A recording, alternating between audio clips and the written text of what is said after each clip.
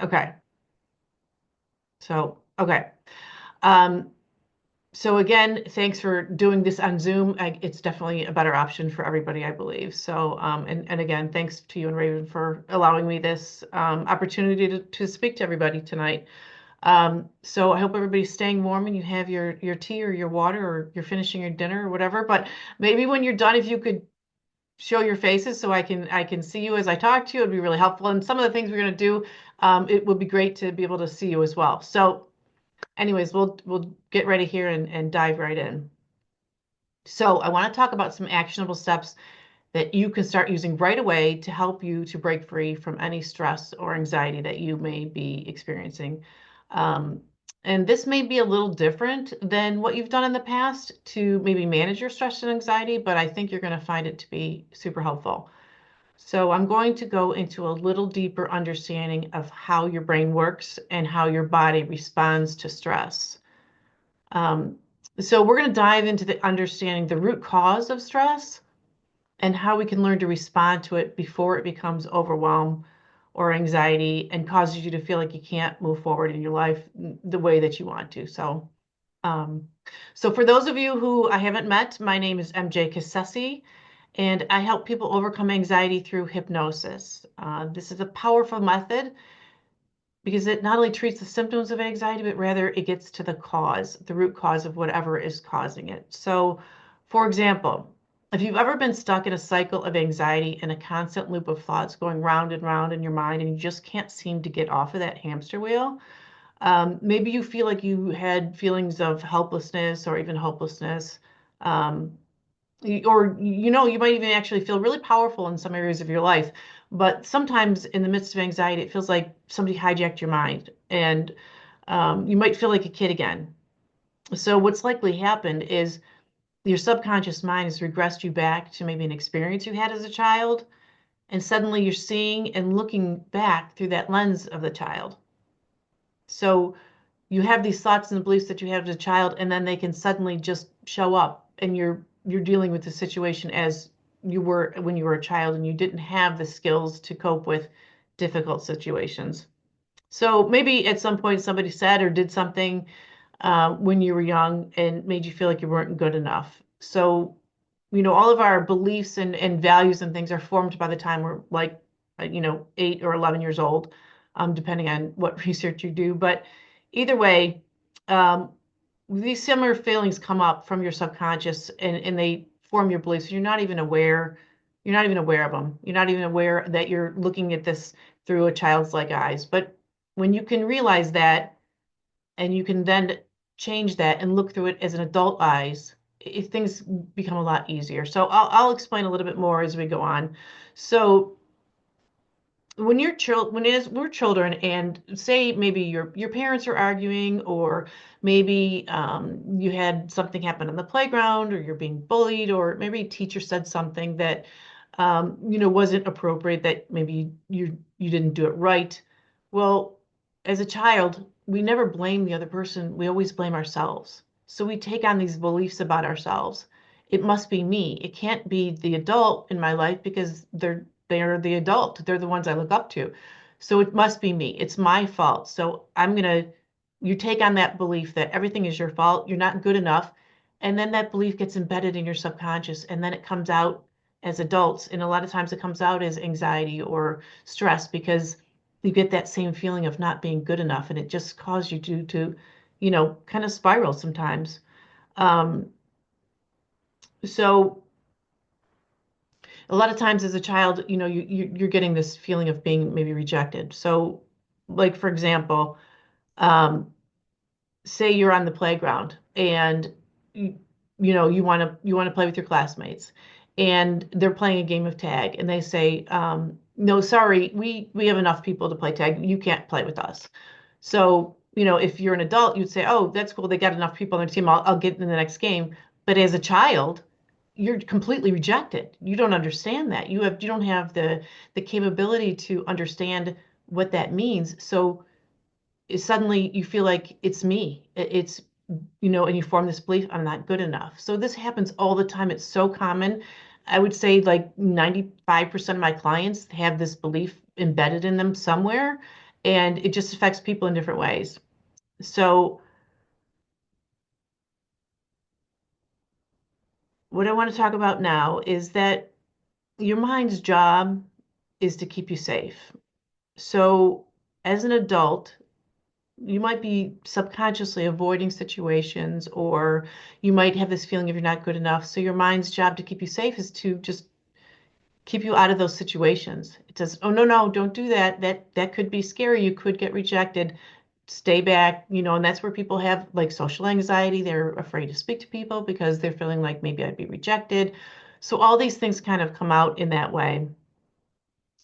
So these beliefs that you formed about yourself as a child get embedded in your subconscious, and it seems to pop up whenever it feels like it's useful for you to not get hurt or rejected.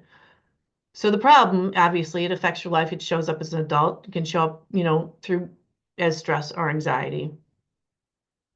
So this is why it's so important to work on your subconscious beliefs and where they're stored in order to remove those beliefs so that you can live in a more comfortable manner and not feel held back by these beliefs that you really don't even understand why they're there.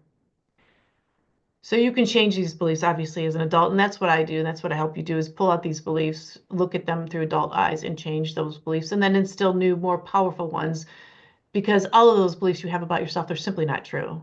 As a child, you thought they were true. You made them to believe yourself to be true, but they simply aren't. And it's easy to sit here and say this on a conscious level, but we really can't get to where you need to be. It has to be done on a subconscious level. So over the last 5 years, I've had the privilege of helping a lot of women and some men, mostly women. I prefer to work with, but obviously I do men and boys all the time. But overcoming these subconscious beliefs by releasing and reframing and instilling these new powerful beliefs, as I said.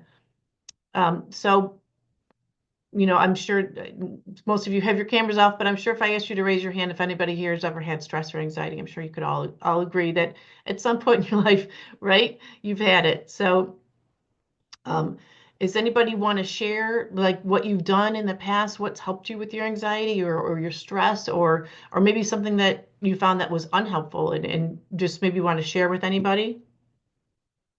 If you guys want to unmute or put it in the chat, it's up to you.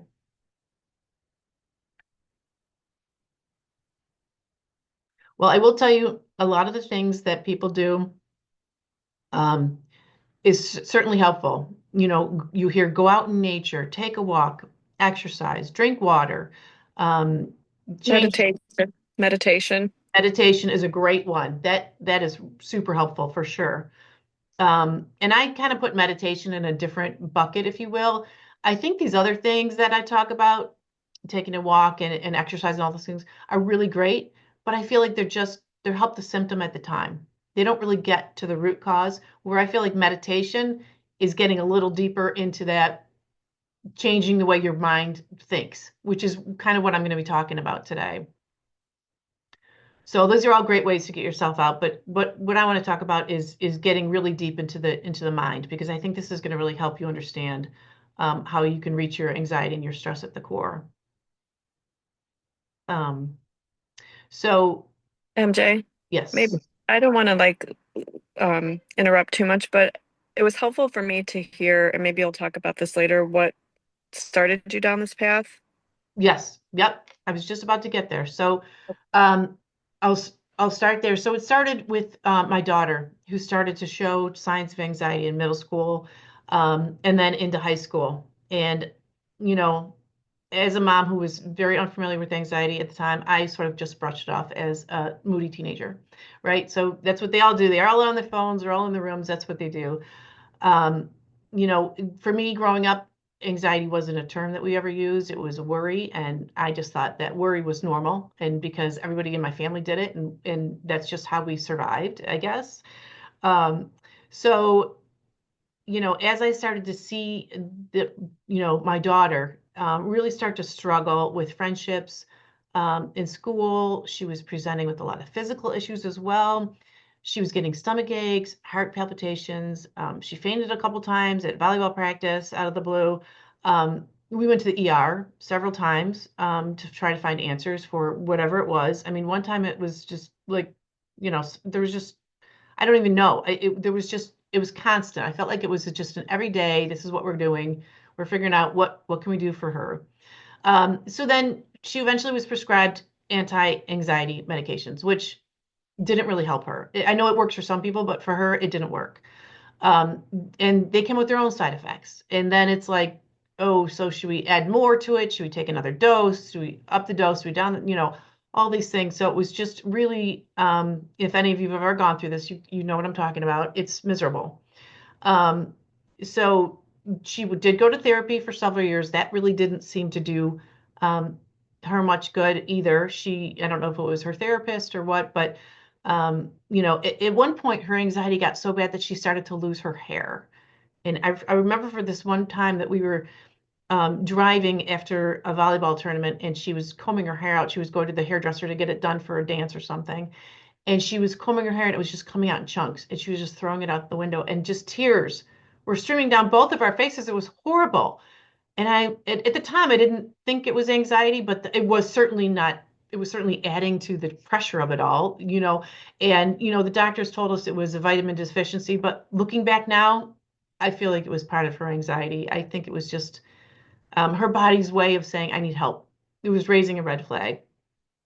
So um, anyways, it was just really a difficult time. And so, as a mom, and I'm assuming some of you are moms, or most of you are moms, you do anything for your daughter or for your children to try to help them get through this.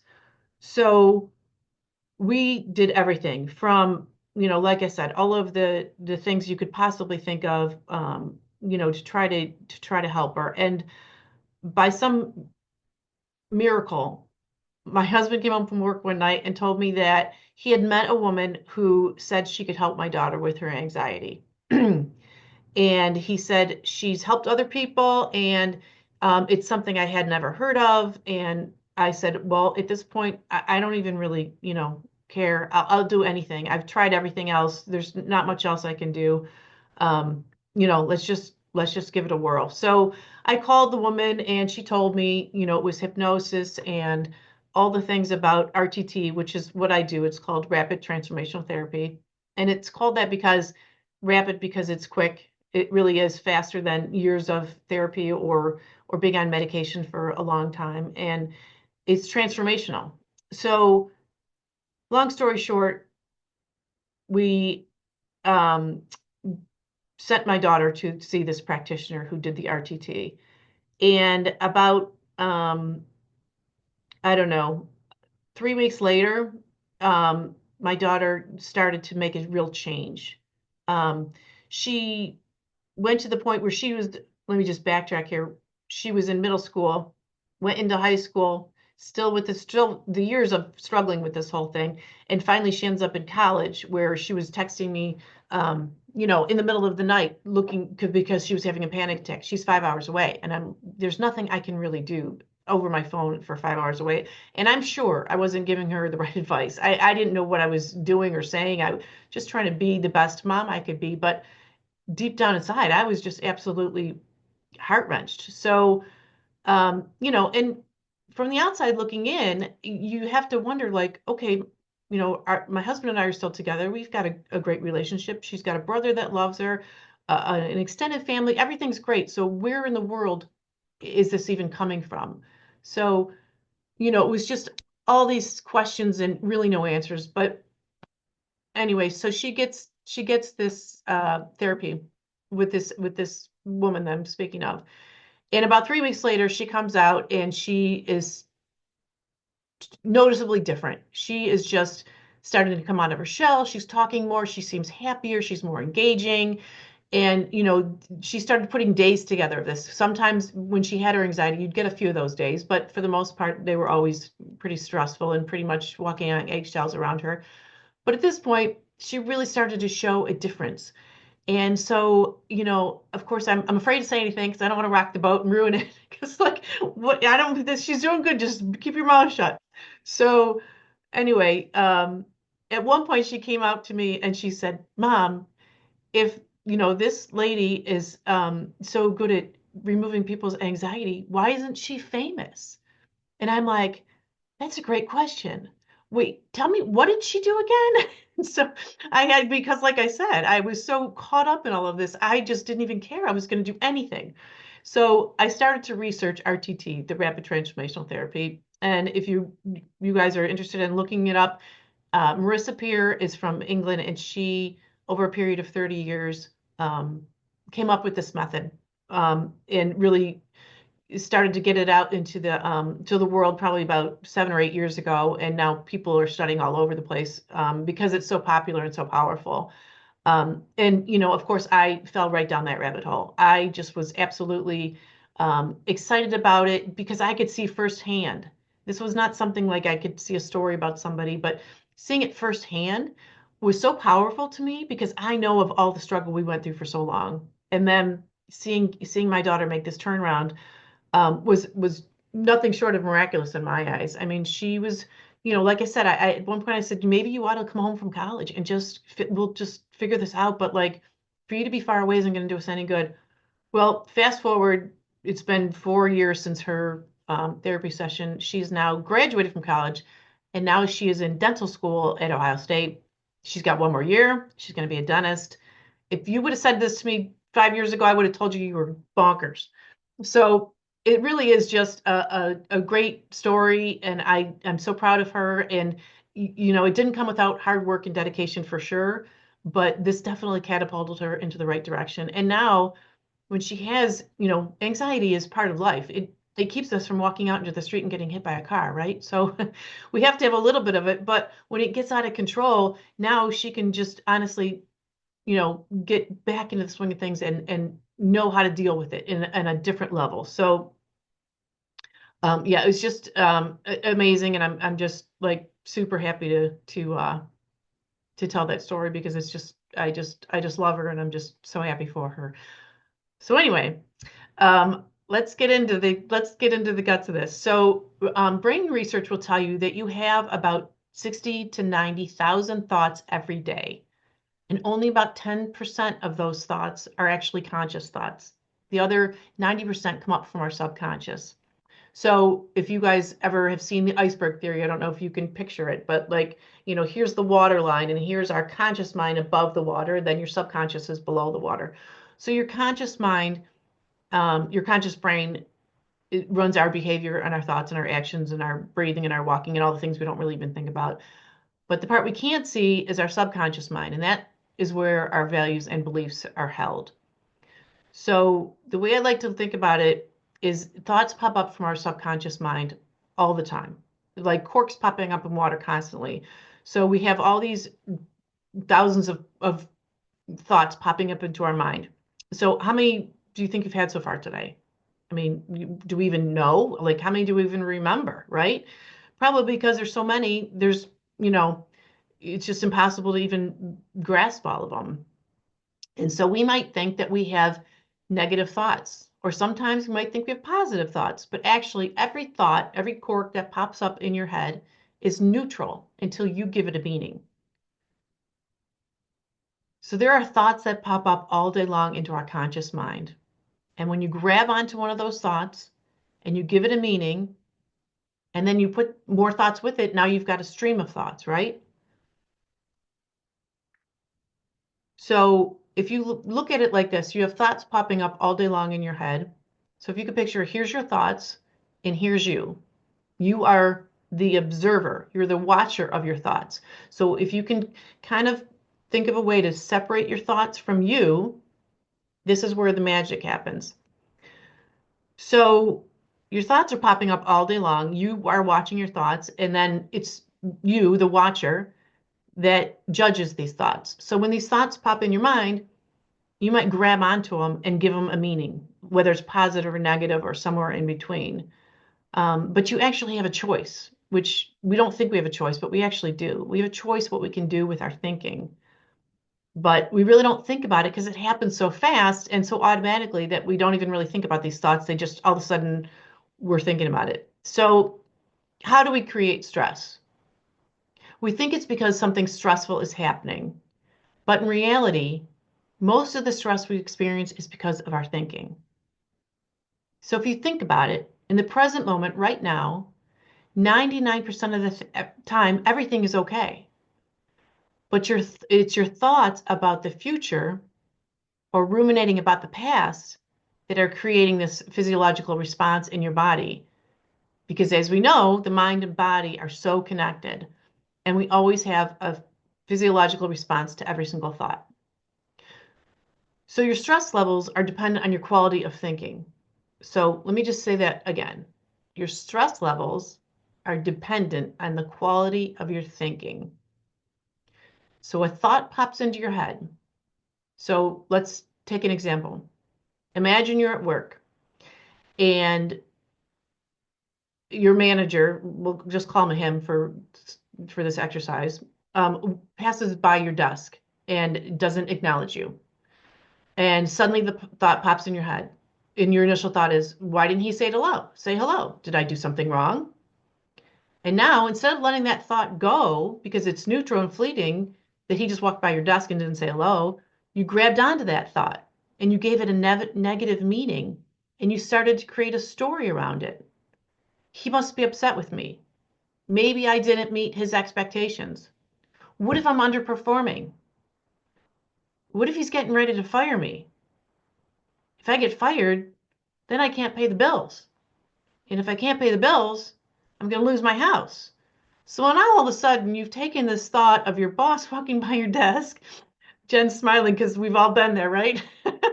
And now you're homeless. So and it happens so quickly we don't even realize that it's happened. So you see how this spiral can escalate into a to this worry. So and I have to say, I win the prize. If there was a Guinness Book of World Records for anybody who could catastrophize a situation, I win hands down. I was the biggest catastrophizer there ever was. It now looking back, I just have to laugh at myself. I mean, I literally would, my husband would leave for work and, 5 minutes later I'd hear a siren and be like, I think my husband's been in an accident. It must be him. It's got to be him. Who else could it be? He just left. And suddenly I'm like, my heart starts racing. I'm getting all worked up and like, what am I going to do?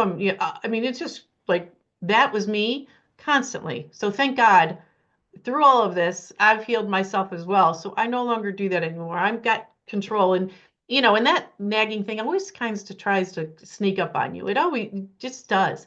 And now I'm just able to say, this is silly. I'm not entertaining this thought. Like just because I thought it doesn't make it true and doesn't mean that I have to hang on to it.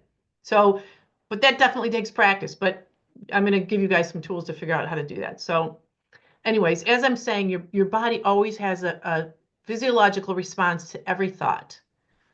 So your body starts to react to this perceived threat. When something feels like it's wrong, you start to get that perceived threat. And we're hardwired to threat monitor because like I said, our brain's number one job is to keep us safe. So it tries to steer us away from danger. And when you start to feel threatened, like I said, your heart may increase, you start to sweat or shake a little or feel a knot in your stomach. And now the stream of your thought has become hyper focused on all of the mistakes you've made. So going back to the example of the boss walking by your desk, now you've thought to yourself, you know, all these terrible things. And now when you stop to think about it, maybe you're not able to focus on your tasks anymore. Maybe you're getting irritable at work or you're getting physically drained, all because of this stream of thoughts that really is completely just something you just made up in your head. Um, but when you stop to think about it for a second, okay, my boss walked by my desk without saying hello. Well, big deal, right? Maybe he was focused on his own thoughts. Maybe he was running to the bathroom, or maybe he was running late to a meeting. Maybe it had nothing to do with me at all. But because I took that stream of thoughts and went down that negative rabbit hole, which we are inclined to do, I've gotten myself all worked up and not able to focus on my work anymore. So, as humans, we're hardwired for negativity. We're always threat monitoring in order to keep ourselves out of danger. So, like I said, a little bit of anxiety is good to keep you safe, but when it gets out of control like this, it's no longer serving its purpose. So most of the stress we experience is usually based in your thoughts about the future. And that creates a physiological response in your body because, as we know, your mind and body are so connected. So, again, your stress level is dependent on your quality of thinking.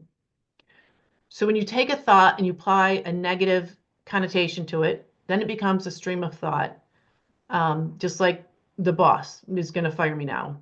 So, now you have these stream of terrible thoughts. So, it's kind of like taking a rock and throwing it into your dryer, into your clothes dryer, and turning it on. And you guys know that noise, like when you throw tennis shoes in the dryer, it's a boom, boom, boom, boom, boom, boom. So the same thing, like the rock is in the dryer now, it's making this all this noise, and then that stream of thoughts about the same thing, the negative stuff that's coming in about, I'm going to lose my job and all those things. There's those streams of thoughts join that rock in your dryer. So now you've got a bunch of rocks going in around in your dryer, right? So boom, boom, boom, it's going crazy. So what do you think happens after about 3 minutes of these rocks being tossed around in your dryer? Anybody? Probably You're starts gonna, to, you're pardon gonna me? go crazy. Yeah. Well, that Is too, that that too. But your dryer's going to start to smoke and shake and you know be ruined. So what do you think happens after about 3 minutes of these rocks tumbling around in your mind? Your body starts to catch up with it and says, uh-oh, this must be a stressful situation. And so your body starts to react. You start to get the heart palpitations, you start to shake, you start to sweat, all these things. So again, when the boss walked by and suddenly you're out of a job, you start feeling it. You start feeling like sick to your stomach, and all these things are going on because your body's trying to say, hey, something's wrong here. I'm just warning you by telling you, by giving you these symptoms. So your mind is very suggestible, and it's believing what it's seeing. It's like seeing it as if it's already happened, whether it's true or not. We know that this scenario I made up is not true, but your mind doesn't know that because you've told your mind these things. So here's a rule of the mind. Your mind believes everything you tell it, whether it's true or false. So your body's reacting if it's a real situation, it, and even if it's not true, but you've told your mind it's true. So your body reacts to these thoughts. It doesn't realize that's not real. So just quickly, I want to do a little example here of how when you tell your body something that isn't true, how your mind reacts to it, even though it's not true. So I want you to imagine for a minute, and those of you who don't have your camera on, I'm just going to assume you're doing this. um, so I want you to imagine you've got holding your hand. So hold your hand like this, and in your hand, imagine you've got you just cut a fresh lemon in half, and you're holding half of your lemon, okay? And I want you to just put it up to your nose and take a big sniff of this lemon. And you just feel, you could smell like the lemony fresh, and maybe you squeeze a little bit and you feel the juice running down your hands, and it's just so fresh and delicious. And you could feel the waxy skin. Now imagine you're taking a big bite of that lemon. So just chomp into that lemon and really chew it up and really just like feel that all of a sudden your saliva glands are starting to pump saliva, aren't they? But we know there's no lemon, but we just told our mind there was a lemon, but your mind believed everything you told it, even though it isn't true. We all know there was no lemon. But again, your mind believes everything you tell it. So I just love that example because I think everybody gets that sour feeling, when you eat something sour. So it's pretty interesting. Um, so when you have a stressful, anxious, or worrisome thoughts about all the things that could go wrong, like your boss, that you create, that's future worries. Okay. And maybe you have anxious thoughts about things that already took place. Like, what did I say? What was I thinking? That isn't me. And then you start ruminating about those scenarios and how they could have been different. And you go over and over and over in your mind. Those are your past worries. Okay. So, which way is your tumble dryer going? Is it going into the future, into the worries about things that haven't happened yet? Or are you ruminating in the past and going over things that have already happened? So, it can go both ways. So, it's important. um, Research shows that after 3 minutes in that stressful situation, you're no longer in I'm sorry. I lost my train of thought here. Okay. So, um, either way, when your body starts to get stressed out, whether you're in the future or whether you're in the past, your body starts to get stressed out because research will show you that after 3 minutes of that stressful situation or 3 minutes in the dryer, you're no longer in the present moment. You've lost touch with the present. You're either in some imagined future or you're in the past, but you're no longer in the present moment. So, what do you do when you're stuck in the dryer? Well, the trouble with it is, it's so entertaining that you don't even know you're in there, do you? We get completely lost in our thoughts, and if you're stuck in the dryer, you don't know what to do, and it creates more and more stress in your body.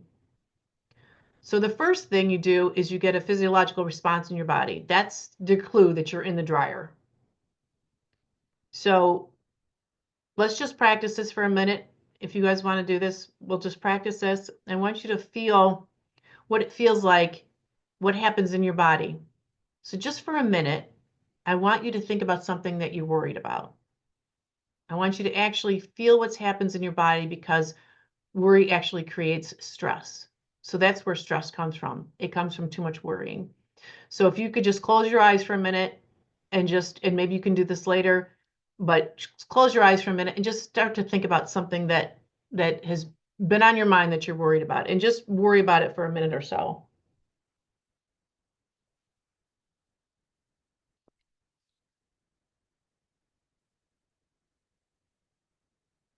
So really think about what it feels like to worry and just let your mind run free with worry for a couple of minutes and then start to notice what like that feels like in your body.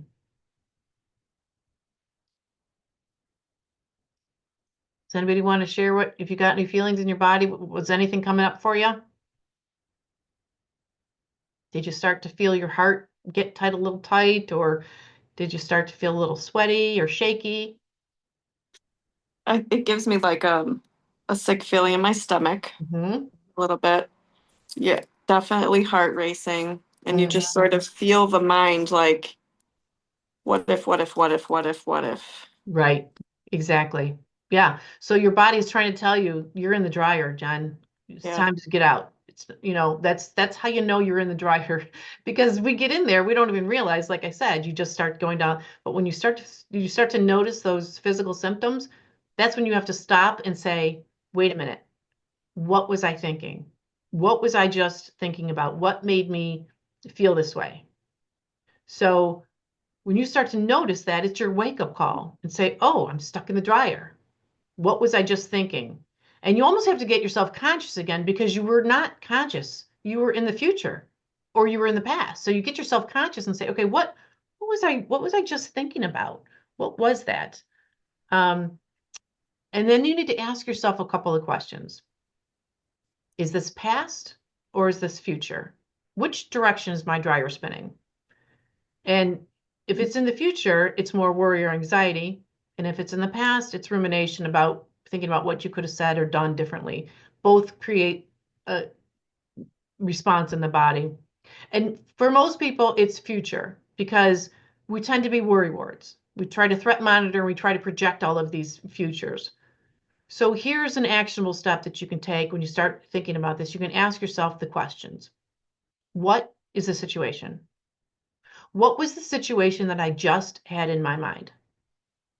And then you can ask yourself, is there a solution? If so, what is the solution?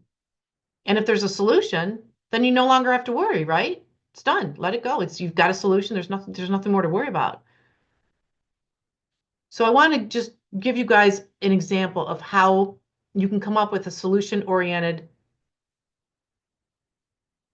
when you're worried. You can come when you come up with a solution oriented how that worry can go away. And I'll talk about what happens when there is no solution in a minute. So we're just doing another little exercise here. Okay, so go ahead and close your eyes. And just for a minute, I want you to imagine you're sitting in a car and it's just you in the car and your hands are handcuffed behind your back. Oh, and there's a huge rock on your accelerator. And the car is going really fast and it's heading towards a cliff. And you don't know how far down that cliff is. And you're getting in closer and closer. So how are you feeling right about now? Starting to probably getting a little bit stressed out, freaking out, like, oh shit, here comes the cliff. What am I gonna do? How am I, what happened if I'm gonna go over the cliff? You're thinking there's nothing I can do. My hands are handcuffed, all the doors are locked, the car's going so fast, getting a little bit more nervous. What am I gonna do? The cliff's getting closer. Well, if you keep focusing on the problem, you're gonna go over the cliff. But what if you said, wait a minute, what's the situation? I'm in a car, my hands are handcuffed, doors are locked, and there's a rock in the accelerator, and the cliff's getting closer. But hold on, I still have my feet.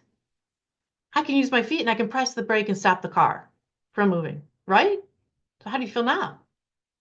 Relieved, right? You're safe. You're not going to go over the cliff. So the only reason that you didn't go over the cliff is because you stopped worrying and you came up with a solution, right? So if you keep focusing on the problem, it's only going to get bigger. It's never going to solve anything by worrying. Worrying never solves anything. So if you think if I just worry, so if there is no solution, then you know it's a worry. So why worry? Because it's made up, right? So you just have to know if there's a solution, it's done, I can let it go. But if there is no solution, then you tell yourself, well, then it's just a worry. So I can't, there's nothing to hang on about. I do So, have a clarifying question. yes. A clarifying question about that. Um, Maybe you're going to address this, but as you're talking, of course, I'm thinking about all the things in my life that I might be worried about, right? And sometimes it's real things that cause stress in our life. So, for example, facing a diagnosis for a loved one that that is coming and all the things you could worry about in the future that might not have a solution. I, I'm not sure. Do you know what I mean? Yeah, Like I do. Of I course, can't immediate we can't stop it. We can't like it's not helpful to worry about the what ifs of what is coming, but something's coming. something's coming. So what can you do to prepare? Like sometimes we think if we worry we can prepare. But in this case, you probably can prepare for some things. You can get the house Right. ready, you can line up nurses, you can take action. Whatever that action is that's going to be helpful down the road is what you can do. But if Okay. you but if you sit there and worry about, well, what if they do this? What if he or she has to go into the hospital? You have no idea. You can't Right. prepare for any of that. You can only prepare for what is tangible, and that would be lining up doctors, making appointments, Okay. doing all the things that you can do, taking action, but no one can predict the future. So worrying So about what's going to come controlling. next is not going to do you anything but to get you stressed out. And wouldn't you rather spend, and this is one of the things that one of the reasons why people worry is because they love somebody. Right. And they want to worry about somebody you love. Of course you do. But if you've ever been worried about, like by your mom or something, and there's like, I'm worried about you, doesn't it feel a little bit like, what, you don't trust me? Why are you worried about me? Like, isn't there another way to show that you love somebody rather than worry about them? Maybe you spend time with them, you care for them, you do things for them, but worrying about them isn't helping anybody. It's not helping the person you're worrying about, and it's not helping you. That Okay. That does help. So take action on what you can take action on. Yes, And because then action will kill worry. otherwise Action will kill worry. action will Otherwise, work. like you could worry about, even if they didn't have a diagnosis, you could worry about something else about that person, but it's not And I going to love change reality, okay. right? That Yes, needs to it's be a like your horrible. tagline. Pardon me? I like that. That needs to be like your tagline. Action will kill worry. Yeah, right, right. Yeah. So, if you ever think about like, once I had a problem and I worried about it and it was solved. No, you didn't. It was because you stopped worrying and you somehow switched to solution focused thinking and you solved the problem. Okay. So, and then you also think if I just worry enough, then I will get out of it. That's like sitting in a rocking chair going back and forth.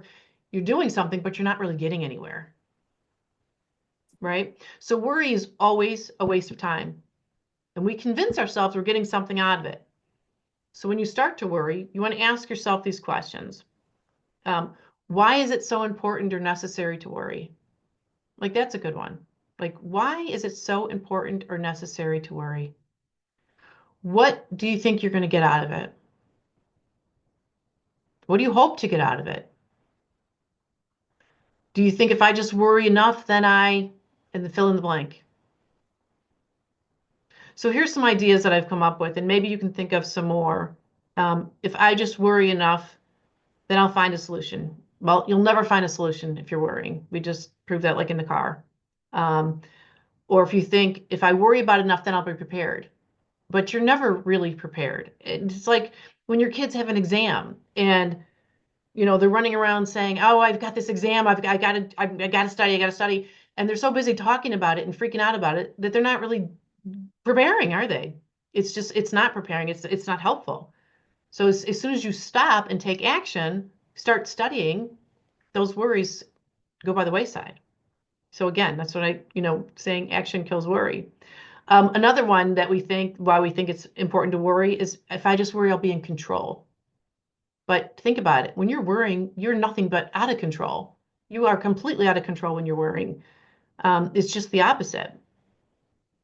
Um, so the only thing that you have control over in your life is your thoughts.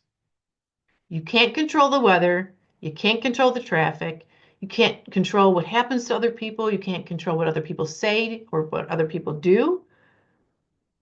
So the only thing you can focus is on what you can control. And I promise this is going to release a lot of unnecessary burden when you start to realize that the only thing you can control is your own thoughts. So why not make them good ones, right? Because you can't predict the future. You can't, you know, life happens, and it's just all in how you deal with it. So, make the best out of, Jen, if you're going through a difficult situation, you make the best out of the situation with the time that you have and with whatever you can do. But worrying about it isn't going to do anybody any good. It's only going to make you more stressed out and feel worse about everything. Um, so, um, anyway, so back to the reasons why we worry. And, again, I told you my favorite worry is I worry because I love this person. I worry about my daughter because I love her. But and I know you might think I'm a bad mom, but I don't worry about her anymore because I figured out that it's pointless. First of all, she has no idea. I'm over here freaking out. She has no clue. She's at a party probably somewhere, I'm not, she's not thinking, "Oh, mom's worrying about me." And, you know, I'll show her that I love her in a million other ways. Worrying is not one of them anymore for me because it doesn't do anybody any good. It makes me upset. And, and she's, obviously fine. Everybody's so you just got to kind of put yourself in that situation and think like, why, what am I doing here? I'm wasting my day. I would spend hours and hours of my day worrying. And I can't believe how much time I've gotten back because it's just, I don't do that anymore. And it's really, really liberating. Honestly, it's just, if you can wrap your head around it and really implement some of these practices, um, I think you're going to really find, you know, that your life is going to get a lot easier. So, what are other things is what do you think you're getting out of worrying? If it's future worrying, you can ask yourself, what's the situation? Write it down and then move to the next question quickly so you don't get hung up on it. What are my options? Can I find a way through or out? If there is no options, so then why worry? Because it's just, again, it's something that's made up in your head. What are you getting out of it? So when you think you worry, you're preparing. You're not preparing. You're out of control, and it doesn't feel all that loving when you're worrying about somebody else. So I'm looking at the time here, so I'm going to try to get to the meat of what you can do. So when you're feeling stressed, this is just for everybody at any time. When you start to feel yourself stressed, you feel yourself like you're in the tumble dryer, just stop for a minute and ask yourself, can I make it to the next minute? Yeah, I can make it to the next minute. Can I make it to lunch? Yeah, I can get to lunch. Okay, can I make it to the end of the day? Yeah, probably make it. Can I make it to dinner? Sure. Okay, then I can probably make it to breakfast. And then as things unfold, moment by moment, you realize that you're okay. You're going to be okay. And you don't need to be caught up in all of this stress. So, and if you find yourself on the other end of the spectrum, you're ruminating about things over and over and over, trying to change the past, which we all know that's impossible. Just ask yourself these questions. What happened? What are the facts of what happened? What were the consequences? But the only real question that you can ask yourself, does anybody know? What did I learn? That's what your mind is trying to do. Your mind is going over and over the scenario because you're trying to teach you a lesson about something. So if you can just fast track to that lesson that you're trying to learn from whatever this past thing you're ruminating about it, then you can just move on. Lesson learned, done. Put it away. You don't have to think about it anymore because you've taken the lesson out of that and now you know. So you just move forward. So again, I wanted to talk about here's you, the watcher of your thoughts, and here are your thoughts. Okay. So we want to keep them separate, put as much space as you can in between them. So a metaphor that I came up with is trying to help you understand how you can do this. So imagine that your trigger thought or whatever is causing your worry or anxiety. Imagine these are all like items on the grocery store shelves. Okay, all these thoughts that are popping up. They're all these items on the grocery store shelves. You can't choose which items they put in the grocery store, what they sell, but you can choose which ones you want to pick out, which ones you want to buy, right?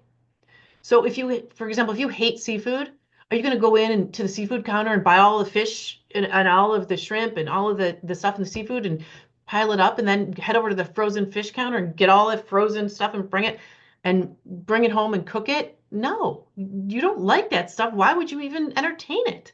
So why would you do that? You're going to pick out the things that you like and you're going to take them home and prepare them. So you have a choice. So if you wouldn't buy the seafood and eat it, why would you grab onto some negative thought and hang on to it and spend all this time about it? If it's your choice, you don't have to think about those thoughts. You can just let that go. And I know that's much easier said than done. So I'm going to jump ahead um, to just a practice where you guys can do this practice. If it was easy, everyone would do it and no one would have any stress or anxiety. But it's like anything else. If you want to get stronger, you have to go to the gym every single day. You're not going to go once and then see your muscles, right? You have to do it over time. So if this is the same kind of thing, it's an exercise for your brain. So just imagine yourself for a minute. Pick any place that you like. Somewhere outside, maybe. Your favorite spot. Is it a mountain? Is it in the beach? Is it in the woods? Wherever it can be, you are there by yourself. There is no one around. There's no sound. It's completely quiet. You have it all to yourself. And you imagine you're sitting there, and then you just imagine for a minute and let the thoughts pop in your head. And when a thought pops into your head, remember I said it's neutral until you give it a meaning, until you make it negative or positive.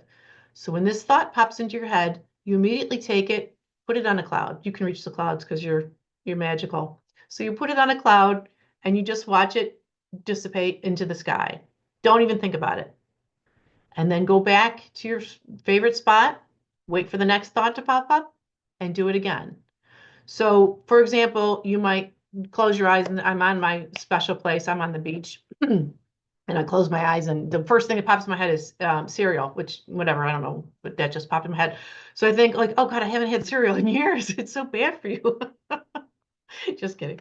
But anyway, and well, I just gave it a meaning, didn't I? I just gave it a negative connotation. I just grabbed onto that thought and I made it into something that I shouldn't have. I should just take that cereal and put it on the cloud, right? So I'm gonna go back and then think of something else. And again, don't give it a meaning, just move it. And if you find yourself giving it a meaning and you recognize it, that's good.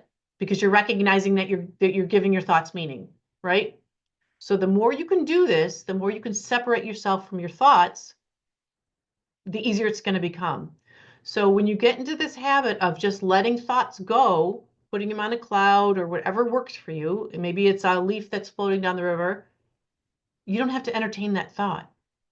And sometimes, and it happens to me, like I said, a thought will pop up like, oh gosh, kids are at a concert. I hope they don't get trampled or some other, some back in my day, that's what I would come up with. Now, but now I would be like, that is just ridiculous, Mary Jo. What are you talking like? I'm not thinking that. I mean, I recognize the thought. I know it's crazy, and like, why is this? But I'm done. I'm moving on, and I just can like this now switch it off. Where before, I might have been sulking on the couch with the bottle of wine, thinking I'm gonna be, my kids are gonna be calling me from the hospital anytime. I better stay awake in case the phone rings.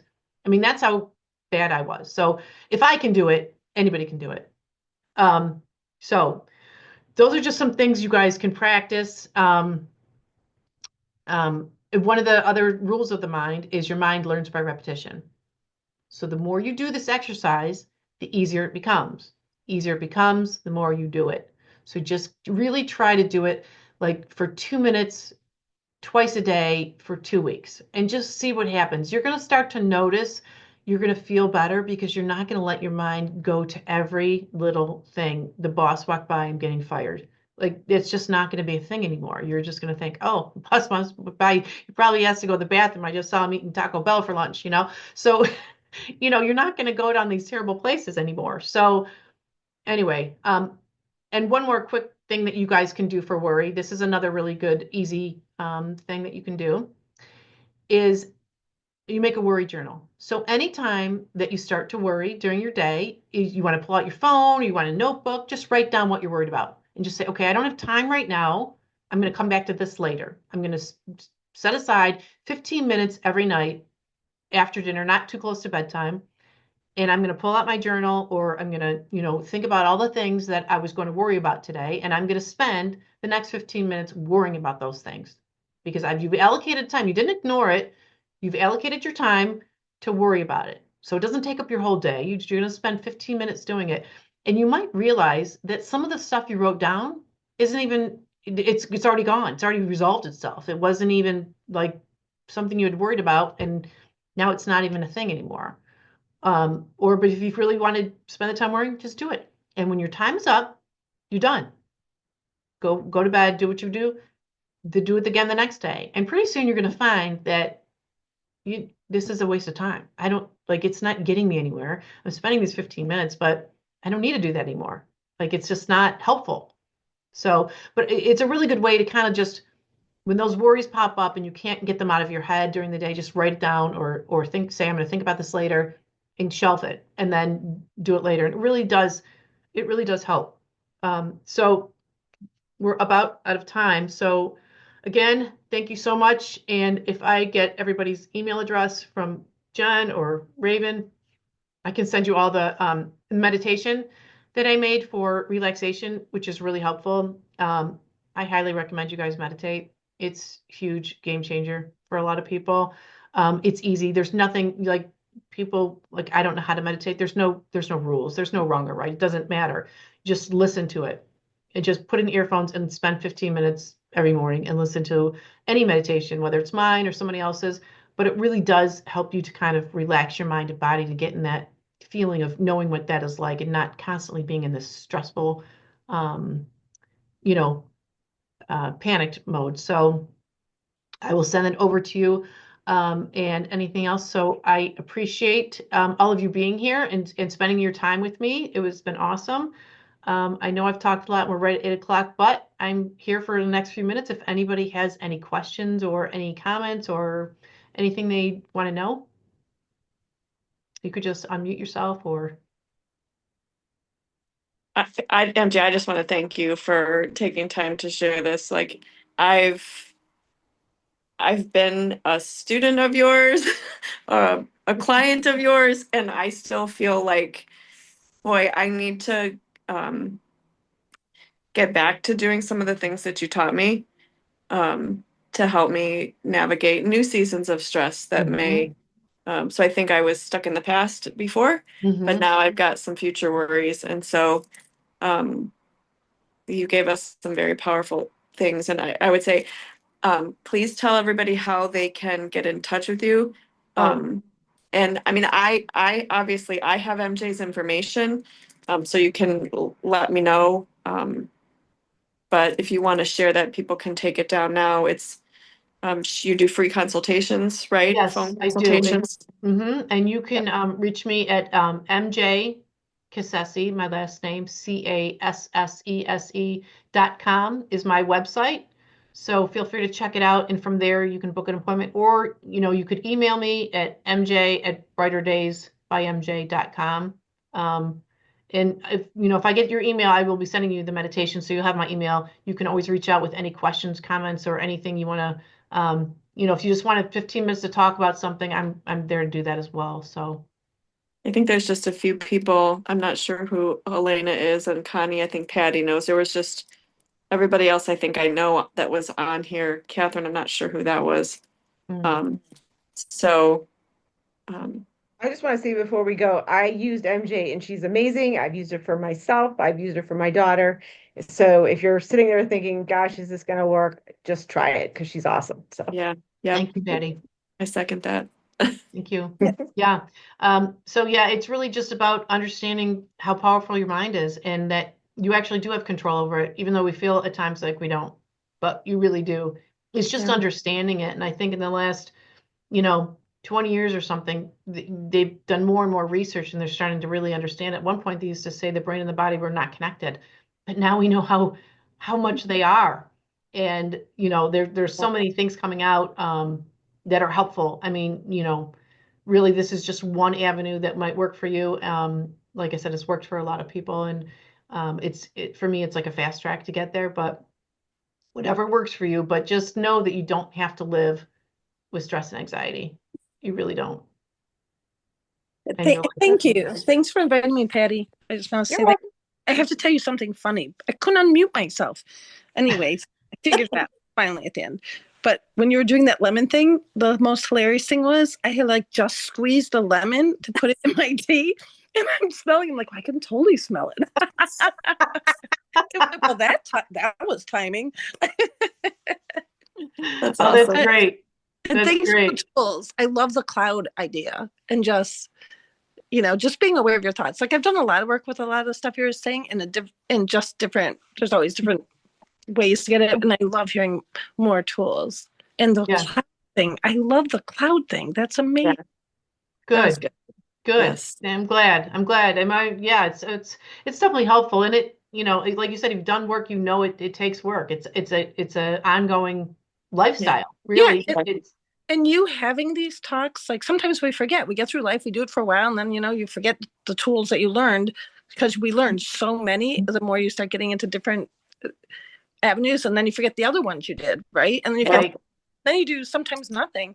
And then just hearing that again, it's a simple thing. Just do something different and new. It's like, oh, that feels so good. So just having these like often or keeping ourselves in tune with something is really beneficial for so many. Thank you. Yeah. Thank you. I Awesome. agree. All right. Well, you guys stay warm. I'm gonna have to leave my house one of these days. I've been in my house for like a week. Okay. I gotta get out. Send Jealous. my email out, but I definitely want pictures of everyone's face print in the snow. But you have to take a picture of yourself doing it too. I am not doing that. Yes, No, you are. no. Come on, it's so I could just imagine the abrasion from the sun, the snow, like it would It's gonna leave be on my face. frostbite in a Yeah. minute. Right? No thanks. staying it long. I mean, do it fast. We I'll have do a no snow angel snow. for you, but that's it. Right, right. Oh gosh. Well, All thank right. you, everybody. Have a Thank good you. night. And Have a good Thanks. night. Okay, take care. Bye. okay. Bye.